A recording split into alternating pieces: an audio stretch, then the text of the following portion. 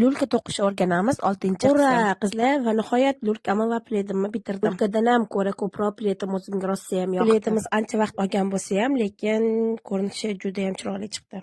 Bu pletni bitgandan keyin qizim ham ko'rib, "Oyi, menga ham" deb gapiraverdi. Endi bu tayyor bo'lgan san'at asarini chiroyli qilib upakovka qilib, dastavkaga chiqaramiz. Ha, aytganchi, siz ham farzandingizga mini lulka, shunaqa plet yoki o'yinchoqlar to'qib berib, ularda shunaqa pulga ovozini eshitishi yoki oyiga 5 milliongacha daromadga chiqish xohlaysizmi? Unda direktdan hoziroq ha so'zini yozib qoldiring. Men sizga kurslarim haqida to'liq ma'lumot beraman.